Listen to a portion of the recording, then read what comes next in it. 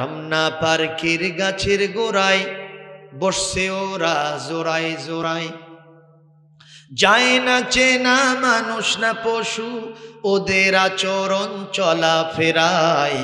রমনা পার্কের গাছের গোড়ায় বসছে ওরা জোড়ায় জোড়ায়।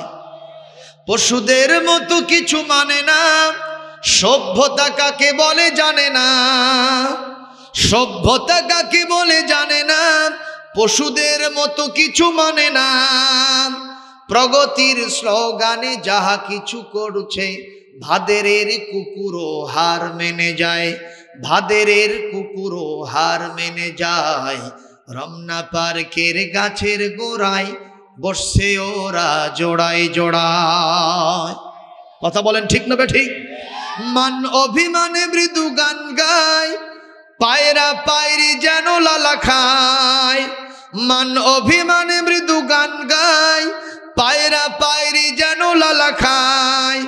ইবলিস ডেকে হেসে বলতে থাকে, ইবলিসকে ইবলিসকে ইবলিস ডেকে হেসে বলতে থাকে, আমার প্রয়োজন রইল কোথায়, আমার প্রয়োজন রইল কোথায়। রমনা পার্কের গাছের গোড়ায় বসছে ওরা জোড়ায় জোড়ায়, যায় না চেনা মানুষ না পশু, ওদের আচরণ চলা ফেরায়। রমনা পার্কের গাছের গোড়ায় বসছে ওরা জোড়ায় জোড়ায়। ওই দিনের পুরো চিত্রটা এই গানের ভিতরে কবি তুলে ধরেছে। মারহাবা কম। সুতরাং আজকে আপনারা যারা এসেছেন, পায়ে হাত দিয়ে বলবো, ওই দিনে ছেলে মেয়েদেরকে একটু দেখে শুনে রাখবেন। যদি আপনার ছেলেটাকে, আপনার মেয়েটাকে আপনি আস্তে করে জান্নাতের রাস্তায় নিতে চান, মানবতা অর্জন করাতে চান, ওই দিনটাতে আপনাদের সতর্ক থাকতে হবে। দূরত্ব যতই থাক, কাছে থাকুন। মেয়েটা ঢাকায় আছে, এখান থেকে কাছে কেমনে থাকবেন? তারপরেও যদি দিনের বেলায় 3-4 বার ফোন দেন, মেয়েটা বলবে যে বাপ আমার কাছে আছে। কথা কন না কেন? এটা আপনার আমার দায়িত্ব। এই দায়িত্ব পালন না করলে কিয়ামতে ওই সন্তান আপনার জন্য কাল হয়ে দাঁড়াবে। সে বলবে, আল্লাহ আমার পিতামাতাকে আমার সামনে দিয়ে দাও, যারা আমাকে 14ই ফেব্রুয়ারিতে বিশ্ব ভালোবাসা দিবসে আমাকে এখান থেকে ফিরেই নেই। আমি ওই পিতামাতাকে আমার সামনে রাখবো, আমার পায়ের নিচে ফেলে পিষ্ট করে ওরে টানতে টানতে জাহান্নামে নিয়ে যাবো। চিৎকার দিয়ে বলেন নাউজুবিল্লাহ। 14ই ফেব্রুয়ারিতে ফুল নিয়ে মাতামাতি করা যাবে না। এ জোরে গাও, জোরে বলেন। 14ই ফেব্রুয়ারির বিশ্ব বেহায়া দিবস। কে বলে এটা ভালোবাসা দিবস? এটা বিশ্ব কুত্তি দিবস।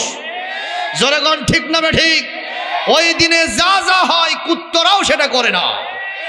জোরে বলুন ঠিক না ঠিক? এই দিবস যিনি আমদানি করেছেন বাংলাদেশে, তার নাম শফিক রেহমান। এই লোকটা এখন বিদায় হয়ে চলে গেছে। আমরা বলবো, কবরের জিন্দেগিতে তুমি যদি ভালো কিছু প্রতিষ্ঠা করে দুনিয়াতে যেতে পারতা, অবশ্যই তোমাকে ফুলের তোড়া ফেরেশতারা দিত। কিন্তু এখন যেহেতু এই জিনার রাস্তা খুলে দেওয়ার মতো একটা বিশ্ব বেহায়া দিবস নিয়ে এসেছ, ফেরেশতারা তোমারে আকাশমণির ডাল দিয়ে পিটানো শুরু করে দিয়েছে। জোরে বলুন কথা ঠিক কিনা? এই দিবসে মুসলমানদের ছেলে মেয়েদেরকে বেইজ্জত করার জন্য, বেআবরু করার জন্য, লাওয়ারিশ করার জন্য যত ষড়যন্ত্র সব সম্পূর্ণ করেছে। আমরা বলবো, যার সাথে যার মহাব্বত, তার সাথে তার কিয়ামত। এটা বিজাতীয় সংস্কৃতি। মুসলমানদের জীবনে কখনো একদিনের ভালোবাসা বাসিয়ে জায়েজ নাই। ভালোবাসা মিনাল মাহদি ইলাল লাহদে, দোলনা থেকে কবর পর্যন্ত আমাদের ভালোবাসা জীবনের টপ টু বটম। আমরা ভালোবাসবো পৃথিবীর সব মানুষকে, ভালোবাসবো আমার স্ত্রীকে, ভালোবাসবো আমার ছেলে মেয়েকে, ভালোবাসবো আমার মা বাবাকে, ভালোবাসবো আমার গুরুজনদেরকে, ভালোবাসবো পৃথিবীর সকল বনি আদমকে। জোরে বলুন ঠিক কিনা? এই ভালোবাসা যদি আমরা দিতে পারি, আল্লাহর ভালোবাসা আমরা পাবো, রসুলের মহব্বত পাবো, আমরা জান্নাতে চলে যাব। কি বাকবাকুম করে আর গান গায়, আছে না নাই? রমনা পার্কে কি এক কবি এই দৃশ্য দেখে একটা গান বানাইছে। বলবো এটা আবার সে গান না, এটা আবার প্রেমের গান না, ওই দৃশ্য দেখে একটা গান তৈরি করছে। আল্লাহর নবী মদিনা মুনাওয়ারায় 1 বছর নয়, 2 বছর নয়, 8 বছর থাকলেন। কয় বছর? 8 বছরে আল্লাহর নবীর সাথী হয়েছে প্রায় 10,000 সাহাবী। সংখ্যা বাড়ছে না কমছে? আল্লাহর নবী স্বপ্নে দেখলেন উনি কাবা তাওয়াফ করতে যাবেন। আল্লাহ পাকের পক্ষ থেকে ইরশাদ হলো, ইন্না ফাতাহনা লাকা ফাতহাম মুবিনা। হে নবী, আমি আপনার জন্য মক্কা বিজয়ের ব্যবস্থা করে দিব, আপনি অংশগ্রহণ করেন, একটু হরকত করেন, বরকত হয়ে যাবে। আল্লাহর নবী ওই মক্কা শরীফকে দখল করার জন্য বিনা বাধায়, কোনো প্রকার অস্ত্র শস্ত্র নয়, কোনো যুদ্ধ নয়, শান্তির মাধ্যমে তিনি কাবা দখল করতে যাচ্ছেন। আল্লাহর মক্কা শরীফকে দখল করার জন্য যাচ্ছেন। ওই সমস্ত কাফের বেদিনরা আগে থেকেই খবর পাইছে মুহাম্মদ বিশাল বাহিনী নিয়ে আসতেছে, মুহাম্মাদের গতিরোধ করা আমাদের পক্ষে সম্ভব নয়। যার মতো সেই পালায়া চলে গেছে। আবু সুফিয়ান তখন মক্কার নেতৃত্বে ছিল। আবু সুফিয়ান এইবার আমার রাসূলের চাচা আব্বাসকে বলতেছে, আব্বাস রে, শুনলাম তোমার ভাতিজা মক্কা দখল করার জন্য আসতেছে বিশাল বাহিনী নিয়ে, আমরা তো প্রতিরোধ করতে পারবো না, শুধু একটু দেখে আসি মুহাম্মাদের বাহিনীর সদস্য সংখ্যা কত, সামনে দাঁড়ানো যাবে কি যাবে না, এখান থেকে আজ করা যাবে। আল্লাহর নবী সাহাবীদেরকে বলেছিলেন মক্কায় ঢোকার আগে গতিবিধি নজর করতে হবে, এখানে একটা শিবির স্থাপন করতে হবে। আর কয়দিন যে লাগে মক্কায় ঢুকতে আমি জানি না, এখানে অবস্থান করে আমরা গতিবিধি নজর করব। হুজুর বললেন কয়দিন যে থাকা লাগে আল্লাহই ভালো জানে, তবে এখানে যতদিন থাকবো আমাদের পায়খানা বানাতে হবে কম আর চুলা বানাতে হবে বেশি। মারহাবা। পায়খানার সংখ্যা কম, চুলার সংখ্যা বেশি। এর ভিতরে আর কিন্তু আছে না? শ্রেষ্ঠ রণকৌশলী আমার বিশ্ব নবী, সুবহানাল্লাহ। উনি শুধু মসজিদের নেতা না, শুধু মাদ্রাসার নেতা না, উনি বিশ্ব লিডার, বিশ্ব নবী, সুবহানাল্লাহ। কোন জায়গায় তার আদর্শ নেই আপনি সেই জায়গার নামটা বলেন। শ্রেষ্ঠ রণকৌশলী আমার নবীজি, সুবহানাল্লাহ। সম্মানিত ভাইরা, আল্লাহ নবী সাল্লাল্লাহু আলাইহি ওয়াসাল্লাম তিনি সাহাবীদেরকে বলছেন পায়খানা কম বানাও আর চুলার সংখ্যা বেশি করো। হযরত আব্বাসকে সাথে নিয়ে আবু সুফিয়ান ওই গতিবিধি নজর করার জন্য আসবে, তার আগে 2টা দল বাহিনী পাঠাইছে, দেখে আসো তো কত লোক।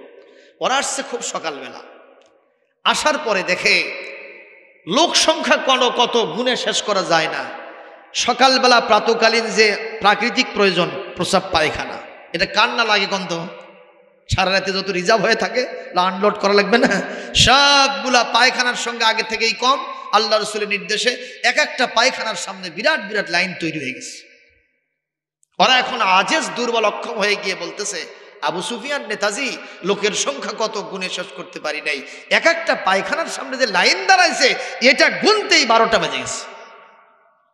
আবু সুফিয়ান বিরক্ত হয়ে বলতেছে, পাঠাইলাম মানুষ গুনতে আর গুনে আসছো তোমরা এই পায়খানা, এটা একটা কাম হলো? এই বাহিনী দেওয়া হবে না, আরেক বাহিনী যাও। আরেক বাহিনী আসছে, ওরা একটু সূর্য কিছু দূর ওঠার পরে গেছে। তো এই সময় নাস্তা পানির দরকার আছে না, সবাই চুলাই আগুন দিয়েছে। ওরা এখন মানুষ গুনবে 1 2 3 4 5 100 পর্যন্ত, দেখো না হবি না, চুলোগুলো গুনতরে দেখি তো, চুলো গুনে শেষ করতে পারে না। মারহাবা বলবেন না? ওরা আজেজ দুর্বল অক্ষম হয়ে গিয়ে আবু সুফিয়ানকে বলছে, নেতাজি লোকের সংখ্যা কত গুনে শেষ করতে পারি নাই, তবে চুলা গুনতে আমাদের দিনের 12টা বেজে গেছে। আবু সুফিয়ান বলতেছে, মিয়া পাঠাইলাম মানুষ গুনতে, গুণ আসছো চুলা, তোমাদের দিয়ে হবে আমার মুলা, কি কাম করছো এটা? বিরক্ত হয়ে গিয়া আবু সুফিয়ান আমার রসুলের চাচা আব্বাসকে সাথে নিয়ে আসছে লোক সংখ্যা দেখার জন্য, রসুলুল্লাহর শান শৌকত দেখার জন্য। সুবহানাল্লাহ। আল্লাহর নবী সাহাবীদেরকে নিয়ে তালকিন তারবিয়াত দেন। রাজা মহারাজার মতো নয়, মহব্বত আর ভালোবাসার বন্ধনে আবদ্ধ তারা। হুজুর যারে যেটা বলছেন বলতে দেরি হয়, তামিল করতে দেরি হয় না। সাহাবীদের এক একটা কোষবদ্ধ তরবারি, কারোটা কোষ থেকে মুক্ত। দেখা গেছে সূর্যের আলোতে ধারটা চকচক চকচক চিকচিক চিকচিক করতেছে। এই অবস্থানে দেখে আবু সুফিয়ান বিড়বিড় করে তার মুখ থেকে আব্বাসকে বলে, আব্বাস আগে জানতাম তোমার ভাতিজা নবী, তোমার ভাতিজা বাদশাহাত পেয়ে গেছে। আজকে আমার কাছে দেখে মনে হয় এটা বাদশাহাত নয়, এটা মহারাজার মতোই কারবার। এইবার আব্বাস বলতেছেন, আবু সুফিয়ান, সম্ভবত তোমার চোখ তোমাকে ধোঁকা দিচ্ছে, এটা বাদশাহাতের কারবার নয়। যদি এটা বাদশাহী হতো, রাজা বাদশার কারবার হতো, প্রতিশোধ পরায়ণ হয়ে যেত। আমার ভাতিজাকে যত কষ্ট করে মক্কা থেকে তাড়ায় দিছো, যদি সে বাদশা হতো আস্ত কল্লাটা নিয়ে এখানে দাঁড়ায় থাকতে পারতে না, এক কবে সাইজ করে ফেলতো। আমার মনে হয় আমার ভাতিজার এটা বাদশাহাতের কারবার না, এটা নবুয়তের কারবার। একটু জোরে কোন আল্লাহু আকবার। আবু সুফিয়ান সেখান থেকে পালাই গেল। আল্লাহর নবী সাহাবীদের বললেন, আমি মক্কায় ঢুকবো, আমার বিনা পারমিশনে কেউ কোনো কাম করবে না, ফলদার বৃক্ষ কাটবে না, কোনো নারীর গায়ে হাত দিবা না, শিশুর গায়ে হাত দিবা না, বৃদ্ধ বৃদ্ধার গায়ে হাত দিবা না, একটা গাছের পাতা পর্যন্ত ছেঁড়া যাবে না। মারহাবা কোন। আল্লাহর নবী মক্কায় ঢুকলেন। ঢোকার পরে তিনি মক্কার ভিতরে হাঁটতেছেন, দেখা যায় এক বুড়ি এত বড় একটা পোটলা নিয়ে একবার পরে আবার ওঠে। নবী আমার বুড়ির সামনে দাঁড়ায় বললেন, বুড়ি কোথায় যাও? ইয়া আইয়াতুহাল আজুজ আইনা তাযহাবিন, কোথায় যাও বুড়ি? বুড়ি বলতেছে, বাবা তুমি কই থেকে আসছো? মক্কার আব্দুল্লাহর বেটা মোহাম্মদ 8 বছর পর বিজয় বেশে মক্কায় আসছে, কাফের যারে পাবে কেটে কেটে জমিন থেকে বিদায় করবে, আমি সেই মোহাম্মদের ভয়তে নিরাপদ আশ্রয়ের খোঁজে যাইতেছি। বলে, বুড়ির এত বড় একটা পোটলা নিয়ে নিজে যাও, তোমার কি কষ্ট হয় না? বলে, বাবা কষ্ট হলে কি হবে, একটা শ্রমিক পাই নাই, বেটা বিটা আগেই পালায় গেছে। আমার রাসূল বলেন, বুড়ি রে, আমি যদি এই পোটলাটা বহন করি তাহলে কেমন হয়? বুড়ি বলে, বাবা যদি আমার পোটলা বহন করে দাও, এতগুলো টাকা আমি তোমাকে দিব, আর তোমার জন্য আমি দোয়া করে দিব। আল্লাহর নবী এই পোটলাটা নিয়ে সামনে হাঁটেন, আর পিছনে পিছনে বুড়ি হাঁটে। এক মুহূর্তে গিয়া মনে মনে বলতে থাকে, এই আব্দুল্লাহর বেটা মোহাম্মদ নবী না হইয়া তোমার মতো মানুষ যদি নবী হতো, আমরা মক্কাবাসী আমাদের কপাল খুলে যেত। আমার ভাইরা, অনেক দূর যাওয়ার পরে আল্লাহর নবীকে নজর করে বুড়ি বলে, বাবা এখানেই আমার নিরাপদ জায়গা, অন্য কেউ এই খোঁজ পাইলে পাইতে পারে, আব্দুল্লাহর বেটা মুহাম্মদ এত দূর আসতে পারবে না। বলেন তো কথাগুলো কার সামনে বলে? যেখানেই গিয়ে বাঘের ভয়, সেখানেই যেন রাত হয়। কথা কোন ঠিক না বে ঠিক? আল্লাহর নবী পোটলাটা রেখে বুড়িকে বলতেছেন, বুড়ি রে তুমি থাকো, আমার জন্য একটু দোয়া করো, আমি গেলাম। বুড়ি বলতেছে, বাবা একটু দেরি করো, কিছু পয়সা নিয়ে যাও। আল্লাহর নবীকে পয়সা দেওয়ার জন্য বুড়ি তার খুঁতির ভিতরে হাত দিয়েছে। আল্লাহর নবী বলেন, আমি কখনো পয়সা নিয়ে মানুষের উপকার করি না। বুড়ি পয়সা দেবে, আমার নবী নেবে না। বুড়ি বলতেছে, বাবা কি বলো তুমি? এই মক্কার জমিনে মানুষ মানুষের উপকার করে বিনা পয়সায়, এ দৃশ্য চোখে দেখা দূরের কথা, মানুষের মুখে গল্পেও কোনোদিন শুনি নাই। তুমি পয়সা নিবা না, আমার পোটলাগুলো নিয়ে তুমি রাস্তার মধ্য থেকে পালায়াও যাও নাই। কত টাকা কত পয়সা এই পোটলার মধ্যে আছে। বাবারে তুমি কে, তোমার পরিচয়টা আমার কাছে একটা দাও। আমার নবী পরিচয় দেয় না, বুড়ি কিছুতেই ছাড়ে না। আল্লাহর নবী বারবার বলেন না আমি পরিচয় দেব না, শুধু দোয়া চাই। বুড়ি বলে, না বাবা পরিচয় না দিলে আমি তোমাকে নিস্তার দেব না, পরিচয় দিতেই হবে। আল্লাহর নবী পরিচয় দেয় না, বুড়ি ছাড়ে না। এক পর্যায়ে নবীজি বললেন, এ বুড়ি, যার ভয়তে তুমি এত দূর পর্যন্ত এসেছো, আমি সেই আব্দুল্লাহর বেটা নবী মুহাম্মদ রাসূলুল্লাহ। বুড়ি চোখ থেকে দরদর করে পানি ছেড়ে দিয়ে বলে, তুমি এত মহৎ, তুমি এত উদার, এই মক্কার লোকেরা তোমার সামনে আমাকে এত বাজে বাজে কথা শুনাইছে। তুমি নাকি সন্ত্রাসী, তুমি নাকি নির্বংশ, তুমি নাকি জাদুকর, তুমি নাকি গণক, তুমি নাকি পাগল, তুমি নাকি সবচেয়ে খারাপ মানুষ। কিন্তু নবী না হলে এত সুন্দর চরিত্র সাধারণ মানুষের হবে না, হবে না। আমি যখন পাইছি হাতছাড়া করব না, তুমি আমাকে ইমানের কালেমা পড়ে মুসলমান বানায় দাও।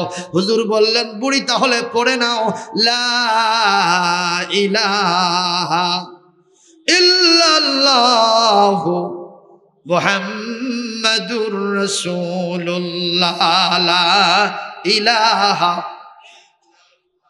আরো জোরে লা ইলাহা, লা ইলাহা ইল্লাল্লাহু মুহাম্মাদুর রাসূলুল্লাহ সাল্লাল্লাহু। আমার ভাইরা, আমি শেষ করে দেব, খুব সামান্য সময় শেষ করছি। আমার নবীজি এখন তিনি কাবায় ঢুকবেন। বলেন তো নবীর শানে কি কোনো এখন বাধা আছে? জোরে কোন বাধা আছে? কিন্তু যায় দেখলেন ওই তালাটা এখন পর্যন্ত ঝুলতেছে, আল্লাহর নবীর হাতে চাবি নাই। হুজুর বললেন এবার আমার বেলাল কোথায়, আলী কোথায়? আমি দুইজনকে পাঠাবো চাবি আনার জন্য। ওনারা অ্যাসেসমেন্ট করে দেখলেন ওই ওসমানের হাতেই চাবি আছে। সব জায়গায় খোঁজা হলো কিন্তু ওনাকে খুঁজে পাওয়া যায় না। ওনারা মনটা বেজার করে এসে আমার নবীর সামনে বলছে, ইয়া রাসূলুল্লাহ, সব জায়গায় তন্ন তন্ন করে খুঁজলাম কিন্তু ওসমানকে কোথাও আমরা খুঁজে পাইলাম না। হুজুর বললেন তোমরা পাবা না, আমি একটু চক্ষু বন্ধ করে দেখি তো কোথায় আছে। আল্লাহর নবী চক্ষু বন্ধ করে কিছুক্ষণ পর চক্ষু মেলে বলছেন, আলহামদুলিল্লাহ ওয়াজাদতু ওসমান ইবনে তালহা, ওসমান ইবনে তালহা। জোরে কোন আল্লাহু আকবার। হুজুর বললেন তোমরা যদিও পাও নাই, আমি আল্লাহর শুকরিয়া, চক্ষু বন্ধ করে ওসমানকে পাইয়া গেছি। কাকে পাইছে? ওসমানকে, চোখ বন্ধ করে। তার মানে আমার নবীর চোখ শুধু এই দুইটা ছিল না, একটা অন্তরের চোখ ছিল। সুবহানাল্লাহ কন্যা। হযরত ওমর বলেছেন, আন্নাল মুমিনা ইযা আখলাসা কলবাহু ইয়ারা বিনুরিল্লাহ। ঈমানদার যদি তার অন্তরে তাকওয়া দিয়ে ভরাতে পারে, সে গোপনীয় চোখ দিয়া আল্লাহর নূরের তাজাল্লিতে অনেক গোপনীয় জিনিসগুলো দেখতে পায়। সুবহানাল্লাহ বলতে পারলেন না? এজন্য কারামাতুল আউলিয়া হাক্কুন, ওলিদের কারামত হলো সত্য। যারা বিশ্বনবীর সুন্নাত মেনে ওলি হয় তাদের কারামতটা আল্লাহ সত্য এবং কিছু অলৌকিকত্ব দেখায় দেন। সুবহানাল্লাহ জোরে বলেন। এই হযরত ওমরের জীবনে একটা ঘটনা আছে। তিনি খুতবা দিচ্ছেন আর বলতেছেন, ইয়া সারিয়াতাল জামাল, ইয়া সারিয়াতাল জামাল। ওনারা তো আরবি ভাষাভাষী মানুষ, ওনারা তো বোঝেন। জোরে কোন ঠিক না? বলছে আপনি সিয়াক সাবাক বাদ দিয়া এই জুমলায়ে মুতারেজা মাঝখান থেকে একটা শব্দ বললেন, ইয়া সারিয়াতাল জামাল, যার সাথে পূর্ব পশ্চাৎ কোনো মিল নাই। এটা কেন কইলেন? উনি বললেন, আমার একটা যুদ্ধের সেনাবাহিনীর নেতৃত্বে একটা দল গেছে অমুক জায়গায় নাহওয়ানদের যুদ্ধে। আমি এখান থেকে দেখতে পেলাম পিছন থেকে শত্রু আক্রমণ করতেছে, আমার সেনা দল টের পায় নাই, আমি এখান থেকে সতর্ক করে দিলাম। এটা ফাজিল ক্লাসে আকায়েদের কিতাবে আছে, কারামাতুল আউলিয়া হাক্কুন। সঙ্গে সঙ্গে তারা বললেন, দেখি ওনারা আসুক, সত্যতা যাচাই করব। ওনারা আসলেন, জিজ্ঞেস করেন, বললেন হ্যাঁ ঠিক, এই মুহূর্তে আমরা হঠাৎ করে বুঝতে পারি না যে পিছন থেকে শত্রুরা আমাদেরকে আক্রমণ করছে। আমাদের কানে হঠাৎ করে হযরত ওমরের একটা আওয়াজ বেজে উঠলো, এই তোমরা সতর্ক হও, পিছনে শত্রু আছে। তাকায় দেখি শত্রু, আমরা সতর্ক হয়ে গেলাম, আল্লাহর রহমতে বেঁচে গেলাম। তা আমার নবীও তাই বললেন, বেশি দূরে নাই, কাছেই আছে। বলে কোথায়? যায় দেখো কাবার ওপরে বসে থেকে সাবির জিকির করতেছে। খুব বেশি দূরে না, কাবার ওপরে।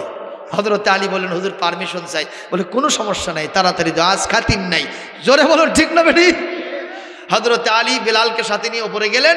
যাওয়ার পরে মজবুর করে, জোর জবরদস্তি করে চাবি বীর দর্পে নিয়ে এসে কাবার গেট খুলে দিলেন। জোরে করে আল্লাহু আকবার। আজ থেকে 8 বছর পূর্বে নবীজি বলেছিলেন, একদিন এই চাবি আমার হাতে আসবে। জোরে কোন এসেছে কিনা? জোরে কোন এসেছে কিনা? এই মুহূর্তে সবাই চাবির জন্য পাগল পারা। বিশ্বনবী শেষ পর্যন্ত আকাঙ্ক্ষা করলেন, তিনি ইরাদা করলেন, কাকে আমি এই চাবি দেব? আল্লাহর পক্ষ থেকে সঙ্গে সঙ্গে সূরাতুন নিসার 58 নম্বর আয়াত নাজিল হলো, হে নবী, এই আমানত আপনি যার থেকে নিয়েছিলেন সে মুসলমান হয়েছে না হয় নাই আমার দেখার বিষয় নয়, আপনি তার হাতে এই চাবিটা দিয়ে দেন। আমানতের মাল জায়গা জায়গা মতো দিয়ে দাও। সুবহানাল্লাহ বলবেন না? ওসমান বলতেছি, ইয়া রাসূলুল্লাহ, বিজয়ের দিনে হাজার হাজার মানুষ আপনার সামনে, আর আমি এখনো মুসলমান হই নাই, তারপরে আপনি এই চাবি আমার হাতে দিলেন। আল্লাহ রাসূল বলেন, এটা আমার নির্দেশ নয়, এটা আল্লাহর নির্দেশ। ওসমান সঙ্গে সঙ্গে কেঁদে ফেলেছে, এটাই যদি ইসলাম হয়, আমি এতদিন পর্যন্ত আপনার সাথে কত খারাপ ব্যবহার করেছি, তারপরে এই চাবিটা আমার হাতে আবার চলে আসলো। এর থেকে তো ভালো ধর্ম আর নাই, এর থেকে তো ভালো লিডার আর নাই। আমি এই মুহূর্তে ওই চাবিটা গ্রহণ করব না যতক্ষণ পর্যন্ত আপনার হাতে হাত দিয়ে মুসলমান না হব। হযরত ওসমান সঙ্গে সঙ্গে মুসলমান হয়ে গেলেন। সুবহানাল্লাহ। প্রিয় উপস্থিতি, সেই কাবার ইতিহাস আমি বলছিলাম। কাবার সাথে তাআল্লুক রেখে পৃথিবীর বিভিন্ন জায়গাতে আল্লাহর ঘর মসজিদ সমূহ সেজদার স্থান তৈরি হয়েছে। জোরে কোন ঠিক কিনা? আজকে আমি একটা হাদিস তেলাওয়াত করেছি। আল্লাহর নবী সাল্লাল্লাহু আলাইহি ওয়াসাল্লাম বলেছেন, আমি তোমাদেরকে 3টা কাজের কথা বলবো, যদি এই 3টা কাজ করতে পারো জীবনের গুনাহ খাতা মাফ হবে, তোমাদের এক একজনের মর্যাদা আকাশচুম্বী হয়ে যাবে। সুবহানাল্লাহ। কোন কয়টা কাজ? কয়টা কাজ?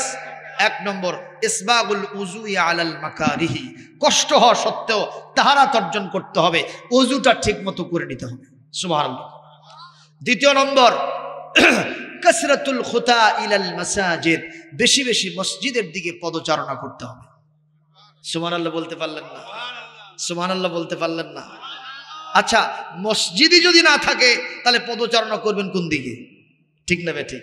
আলহামদুলিল্লাহ, আমাদের এই পাশে একটা মসজিদ আছে, ওখানে বাইতুল মেরাজ আছে, ওই পাশে শাহী মসজিদ আছে, একটু দূরত্ব না? এই এলাকার ভিতরে অনেক মানুষের বসতি স্থাপিত হয়েছে। আলহামদুলিল্লাহ, আমি গুনাহগার, আকার, আল্লাহর শুকরিয়া, আমি পাশে একটা ঠিকানা আল্লাহর রহমতে করতে পেরেছি। আল্লাহর শুকরিয়া, একটু মাথা গোজার ঠাই হয়েছে। সুতরাং এই পাড়ার বাসিন্দা আমি নিজেও। আমাদের ছেলেপেলেরা, ভবিষ্যতে যারা প্রজন্ম, ইয়াং জেনারেশন, ভবিষ্যৎ প্রজন্ম, এই হাদিসের উপরে যদি আমল করতে চায়, বারবার মসজিদের দিকে যাবে, এরকম একটা মসজিদ তো থাকা লাগবে। ওয়া আলা আলিহি ওয়া আসহাবিহি আজমাইন। ربنا ظلمنا أنفسنا وإن لم تغفر لنا وترحمنا لنكونن من الخاسرين رب العالمين। ঠনঠনিয়া দক্ষিণ পাড়া, শান্তিনগর মোড়, কমিশনার মোড়, এখানে বাইতুর রহমান জামে মসজিদের উদ্যোগে আজকে আয়োজন হয়েছিল। সেই সন্ধ্যা থেকে বাদ আসর থেকে ছোট্ট ছোট্ট সোনামণিরা কোরআন হাদিস থেকে বিভিন্ন ওলামায়ে কেরাম ওয়াজ নসিহত ফরমাইছেন। ছোট্ট ছোট্ট সোনামণিরা কোরআন তেলাওয়াত, ইসলামী সঙ্গীত বলে বলে এলাকা মুখরিত করেছিল। রাত্রি এখন গভীর থেকে গভীরতর, 1টা পার হয়ে গেছে। আল্লাহ গো, দুনিয়ার অফিস আদালত সবগুলো বন্ধ হয়ে গেছে। এখন আপনার অফিস, রহমতের অফিস, বরকতের অফিস কর্মচঞ্চল হতে চলেছে। এই মুহূর্তে আমরা আপনার দরবারে হাত তুলে ধরেছি, আমাদের কাউকে খালি হাতে ফেরত দিয়ে লজ্জা দিবেন না। আল্লাহ মেহেরবানি করে আজকের মাহফিলটাকে কবুল করে নেন। গুনাহ খাতা নিয়া মাহফিলে যারা এসেছিলাম, গুনার বোঝা নিয়ে আর বাসায় ফিরে যাব না। আমাদের সকলকে মাসুম বেগুনাহ বানায়া ফিরায়া নেন। আয় আল্লাহ, আজকের মাহফিল থেকে যত সওয়াব কামাই করলাম, দরুদ এবং সালাম বিশ্ব নবীজির রওজা মুবারকে আল্লাহ মদিনা মুনাওয়ারায় পৌঁছায় দেন। নবীজির ওসিলায় तमाम পৃথিবীর মাটির নিচে ইমানদার মুসলমান নরনারী যিনি যেখানে শুয়ে আছেন, আল্লাহ তাদের আরোহার পরে সওয়াব পৌঁছায় দেন। খাস করে আমাদের জনম দুঃখিনী মা যাদের হারিয়ে গেছেন, আমাদের আব্বা জান দুনিয়ায় যাদের বেঁচে নাই, বাবা মার কবরগুলিকে জান্নাতের টুকরা বানায় দেন। সবাই আমরা পড়ি রব্বির হামহুমা কামা রব্বায়ানি সগীরা। আয় আল্লাহ, মেহেরবানি করে আজকের মাহফিলটার ওসিলায় এই এলাকার বিভিন্ন পুকুর পারে বাজারে গোরস্থানে হাজার হাজার মুসলমান নরনারী কবরের ভিতরে চলে গেছে। আজকের সওয়াব মেহেরবানি করে তাদের আরোহার পরে পৌঁছায় দেন। এই মাহফিল তাদের সকলের নাজাতের জন্য কবুল করে নেন। আল্লাহ, আমাদের দাদা দাদি, নানা নানি, আমাদের ভাই বোন, আত্মীয় স্বজন, বিবি সন্তানাদি, শ্বশুর শাশুড়ি, নিকটতম দূরতম আত্মীয় স্বজন কে কোথায় হারিয়ে গেছেন, আল্লাহ দয়া করে তাদের আরোহার পরে সওয়াব পৌঁছায় দেন। খাস করে মাবুদ মাওলা মেহেরবান, যার উদ্দেশ্যে আজকের এই মাহফিল, এই মসজিদ বাইতুর রহমান নির্মিতব্য মসজিদ, আল্লাহ গো এখন পর্যন্ত আমরা দৃশ্যমান করতে পারি নাই। আপনার রহমত ছাড়া যে উপায় নাই, হারে হারে মসজিদ কমিটি টের পাচ্ছে। মাহবুব মেহেরবানি করে আপনার রহমত এবং বরকত দিয়ে মালামাল করে দেন। এই মাহফিলের ওসিলায় এই মসজিদ ঘর আগামী 1 বছরের ভিতরে আল্লাহ দৃশ্যমান করার তৌফিক দেন। নামাজের জন্য একটা পরিবেশ রমজানের আগেই যেন করা যায় ব্যবস্থা করে দেন।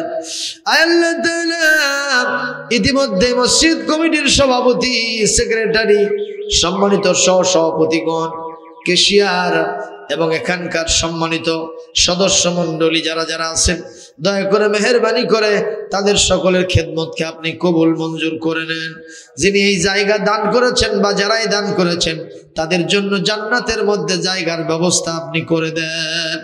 আয় আল্লাহ তাআলা, যারা যত টাকা দান করলেন, অনেকে এখানে 20,000 টাকা দিয়েছেন, অনেকে 10,000 টাকা দিয়েছেন, 5,000 টাকা দিয়েছেন, অনেকে 2,000, 1,000, 1 বস্তা, 10 বস্তা, 5 বস্তা, 2 বস্তা, 3 বস্তা সিমেন্ট দিয়েছেন।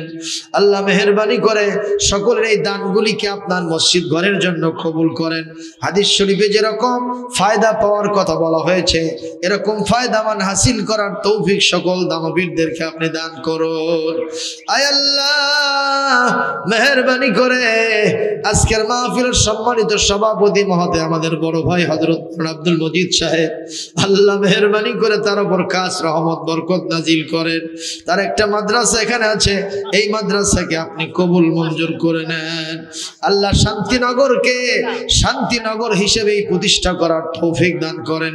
সবাইকে নামাজি, দিনদার, পরহেজগার, ইসলামী শরীয়ত সম্মত পরিবেশ আপনি দান করুন। রব্বুল আলামিন আজকের মাহফিলের জন্য যারা যারা পরিশ্রম করেছেন তাদের জন্য মেহেরবানি করে রহমত বরকতের বরাদ্দ আপনি দিয়ে দেন।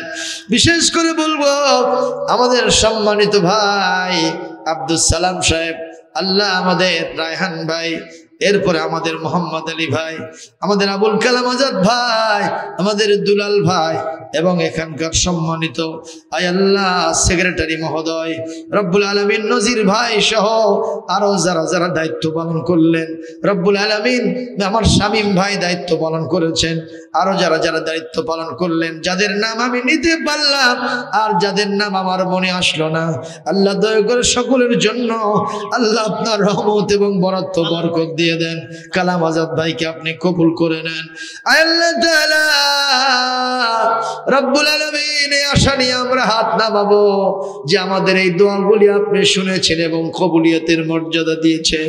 আল্লাহ গো, মা বোনেরা হাত তুলেছেন, মা বোনদের ওপর রহমত বরকত নাজিল করেন, নিঃসন্তানীকে সন্তান দেন, স্বামীর সংসারকে সুখময় আনন্দময় করে দেন।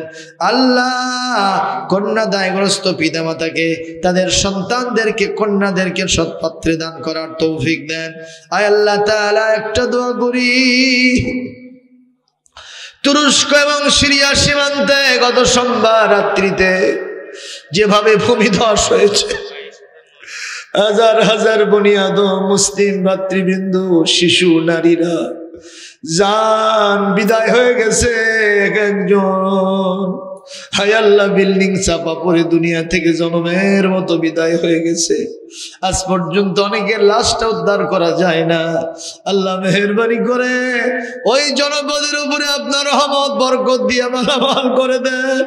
আল্লাহ যারা মারা গেছেন তাদেরকে শহীদের মর্যাদা দেন, আর যারা এখনো বেঁচে আছেন সুস্থ জীবন দান করেন। আল্লাহ যারা এখনো চাপা পড়ে আছেন, যদি কেউ বেঁচে থাকে দ্রুত উদ্ধার করার তৌফিক দান করেন।